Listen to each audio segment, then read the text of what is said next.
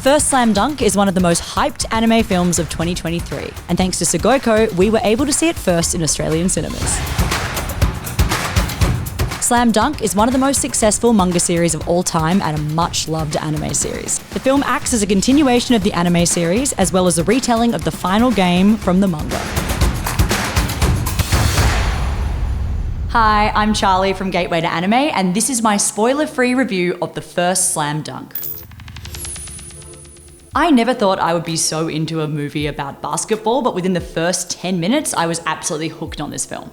Now, first things first, I'm not a fan of the source material. I've never read it, I've never watched the original series. So I was coming in basically completely fresh-eyed, thought that might have been an issue. I also don't really understand basketball, not a big basketball fan, so I thought walking in, you know what, this probably isn't gonna be for me.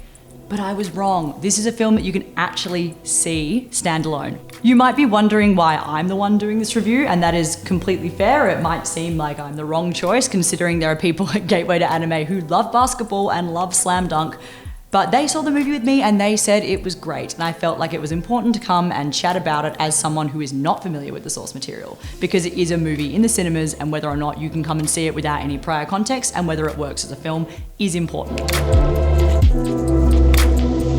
One of my favourite aspects about this film is the way that it's shaped narratively. The film takes place in the course of one incredibly thrilling basketball game, but it juxtaposes it with backstory of certain characters. So you have moments of tension that are reflected in the game as well as in characters' personal journeys. And I think that works really well, particularly with some of the heavier things that are happening. The film does pack an emotional punch, which surprised me. I love that this film can take the moments of basketball and the tension that happens within it and relate it back to the characters' real life stories. It's a tried and tested trope, happens in a lot of sport anime. Haikyuu rings a bell, works a treat in this. The film is surprisingly funny, it's sad, it's action-packed, it's all of the things you want from a sports anime. The last few minutes of this basketball game is so hyped that there were people literally cheering in my cinema. So that felt like I was really at the game.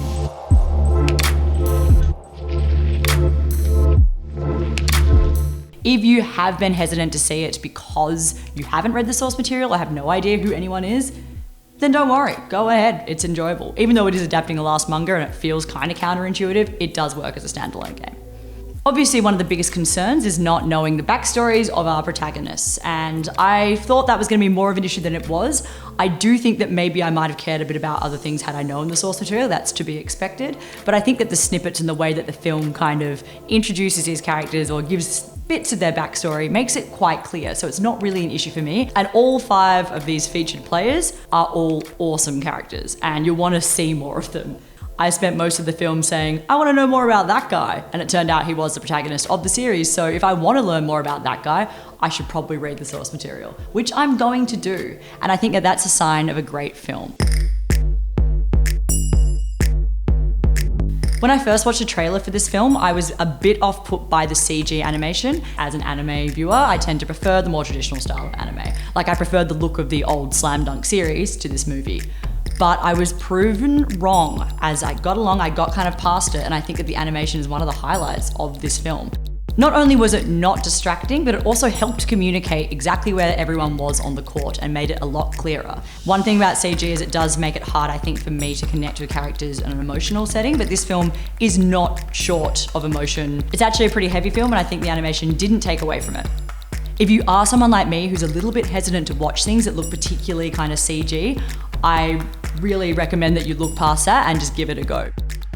One of my favorite parts of this movie is how they played with the animation style and went between hand-drawn sketches, black and white, slow motion as the game went on to highlight tension.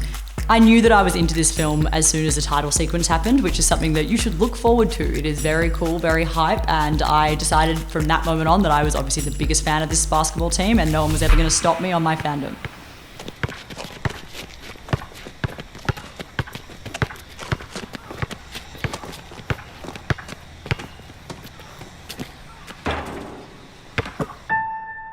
One of the best things about experiencing this movie at the cinema is that you get a surround sound experience of the sound design. And the sound design is particularly good in this movie.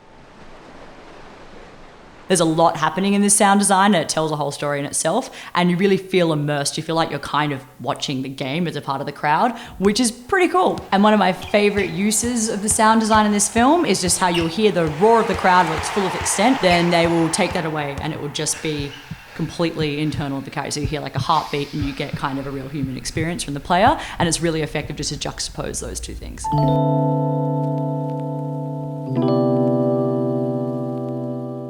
If I have one piece of criticism for this movie, it's probably that it ran a little bit too long, and I think pacing wise, because we've got such a hype with the game and we're interspersed with character backstory, just some of the character backstories towards the second half of the film felt a little bit long. I think that if you were a fan of the series, you probably wouldn't feel that way because you want more character exposition, but for someone like me who just wanted to see if they won or not by the end, I kind of wanted to get back into that. I think for a long time, I had a very different impression of anime movies, and that's because the trend of having an anime movie meant that it was a standalone kind of filler episode sort of thing, but in movie form. So you had Pokemon, you had all the Naruto movies, they're not canon. I think the trend now of adapting actual manga chapters, so Mugen Train, Jujutsu Kaisen Zero, and Slam Dunk, they all have been far more successful, I think, and it's exciting to see these now coming to the big screen and getting the budget that they deserve. If you have friends who are into basketball, they don't even have to be into anime, if they're into basketball, they will love this movie, so you should take them to see it. And in some ways it makes it quite accessible to non-anime fans because it really is like a love letter to the sport. As someone who's never been into basketball in their entire lives, I can say after that film, it is now my entire personality. So I will be taking that ball and I'll be going to shoot some hoops and I will be a genius player. You just wait.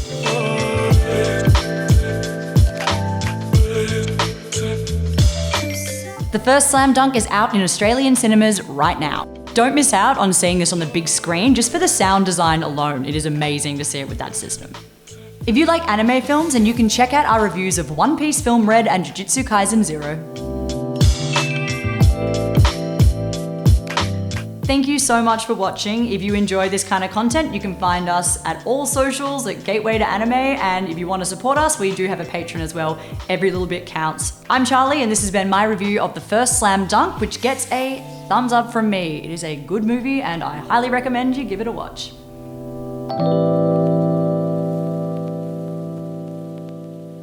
To say